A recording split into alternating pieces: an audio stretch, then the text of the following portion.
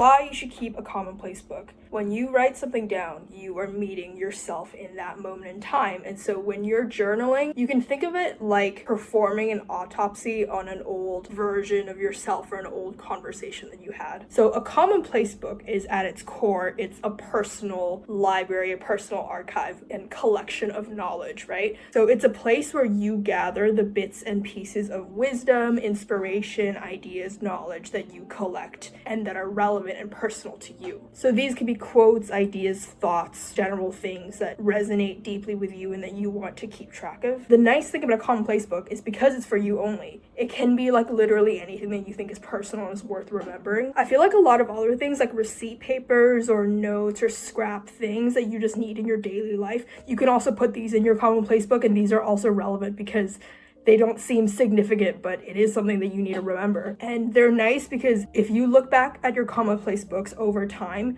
you'll realize that all of these little things that you have to do throughout the day, they're all relevant and they all add up to the overall puzzle piece that makes up you as a person. And if you don't believe me that this practice is really useful, you can listen to Marcus Aurelius, the Roman emperor, who also had a commonplace book. He used his journals to reflect on Stoic philosophy.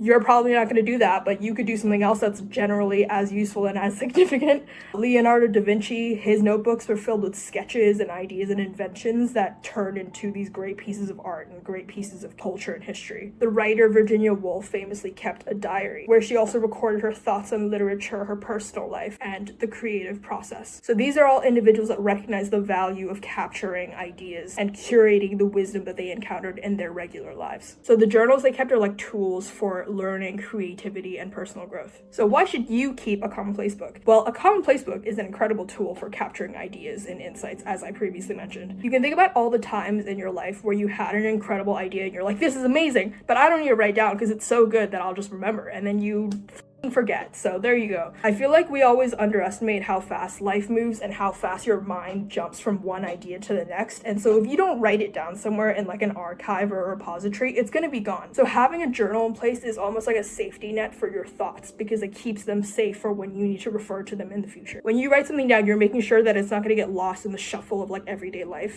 I have a new channel, vlog channel.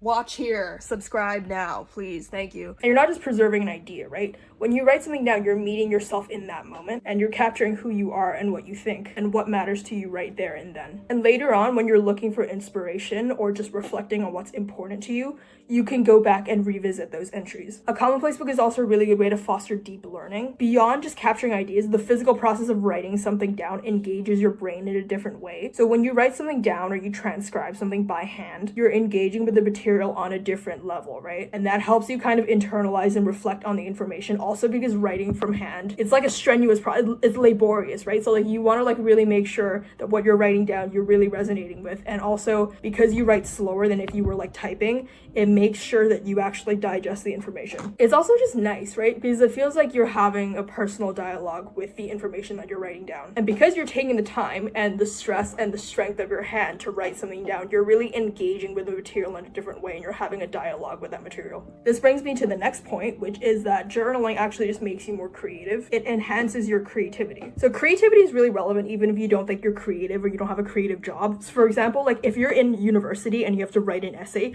that requires creativity, right? That requires ideas and invention and being just innovative on previous ideas and building on top of those with your own ideas, right? That requires some level of creativity. And that's when commonplace journaling was really helpful for me in university. It would allow me to kind of enter this kind of open session thinking about the essay that I wanted to write and building up ideas based on previous things that I had recorded and previous things and quotes from writers or academics that really resonated with me. Also because creativity often comes from being able to make a link or a relation between two seemingly unrelated things, right? And that's why it's really relevant if you have a past repository of a lot of ideas, then you can draw on those, you can flip through if something sparks in your mind, which it's more likely to do if you can just see it on the page. If you have a really diverse range of thoughts, quotes, angles written down on paper, then you begin to start seeing patterns and you start making connections that you wouldn't have made before. Another aspect of keeping a journal is that it really promotes reflection and personal growth. So over time, as you fill your journal with your ideas, your writings, your existential crises,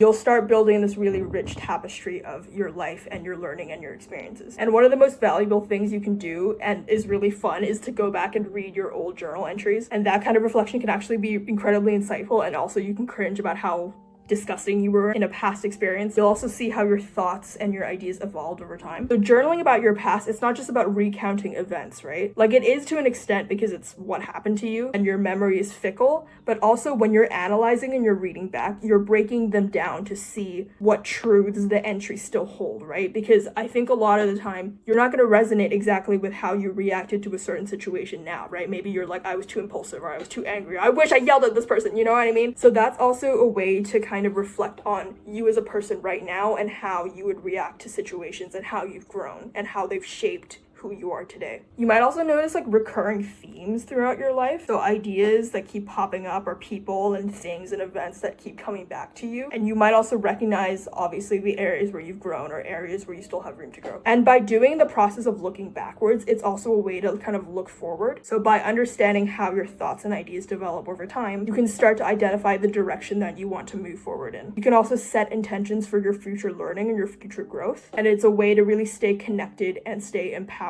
and ensure that you're living a life that you want to live, or that you're building a life for yourself that you want to build. And because your journal is a personal and private space, and because it's physical and it can't be leaked or hacked, you can be completely honest with yourself, and there's no need to impress anyone, and there's no need to worry about how your thoughts are being perceived. So it's all just you and your reflections. Another thing about a personal journal is that it's personalized. So in today's like digital space, right, is obviously really useful, and I think obviously I wouldn't be speaking to you if we didn't have that. And there are all kinds of apps and tools for note-taking, which are all really useful and have their own characteristics which make them distinctly functional and better than maybe a physical journal. But the thing that a physical journal brings is the fact that it's a tangible and personal thing that you can hold with your two hands, and it's uniquely yours. And you can organize it however you like. I personally don't really like having that much organization. So some people like to keep them really neat and orderly and have a specific topic set out so you can very clearly find things.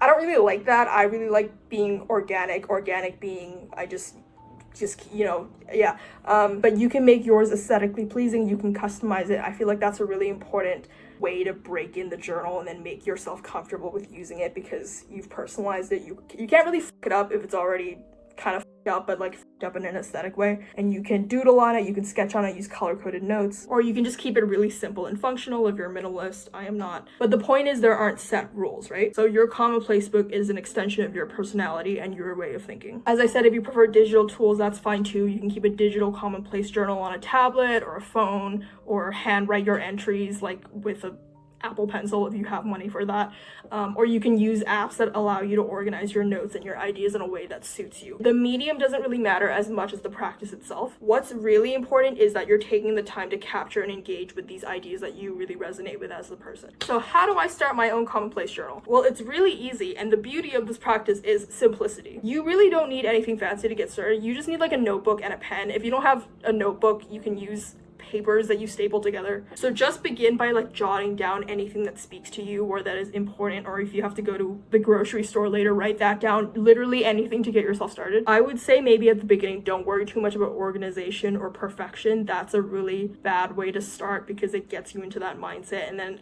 I feel like the more perfect entries you make, the bigger the stress is, because now that I have so many pristine entries, I really can't afford to it up anymore. You really have to make sure that you remember the value of a journal is the collection of ideas itself. It's not about the presentation at the end of the day. And over time, you'll develop your own style and rhythm anyway, and you'll kind of get into the swing of things. And your journal will become a rich tapestry of your learning and your experiences. As you continue with this practice, you might find that it evolves. So maybe you'll start adding more personal reflections, and maybe you'll see connections between different entries that lead to new insights. And the key is just to be consistent with this. It might be helpful for you to make it a habit to jot down something in your journal every day. I personally don't do this because I don't have something relevant to say every day. And you really have to figure out if that works for you, because I feel like some people feel pressured and then it feels like a chore and then you don't like doing it and then it's not fun. So in which case, don't do that. Some people might find it helpful because they like discipline in place. You really have to figure out what works for you. Maybe you like to not use it for a couple days and then write a bunch of pages, but the idea is to just kind of fill it up, and the more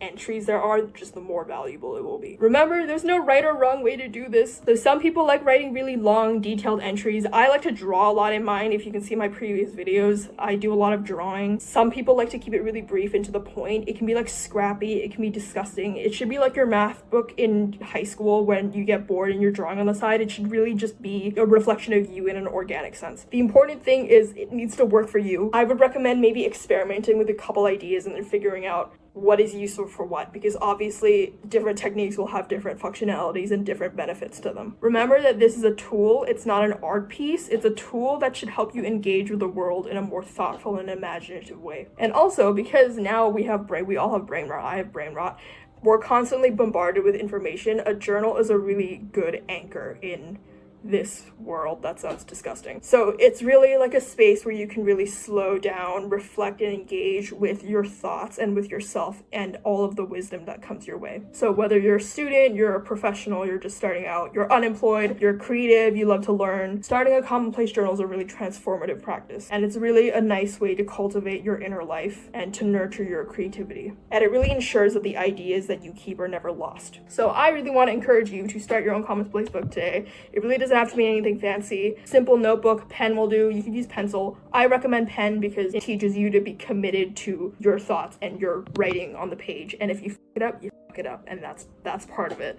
So just start by jotting down anything useful. Maybe you can write down something that you learned in this video, or an idea that you just want to explore further. Over time, you'll build a collection, and the thoughts will serve as a really valuable record for reflection. If you'd like to see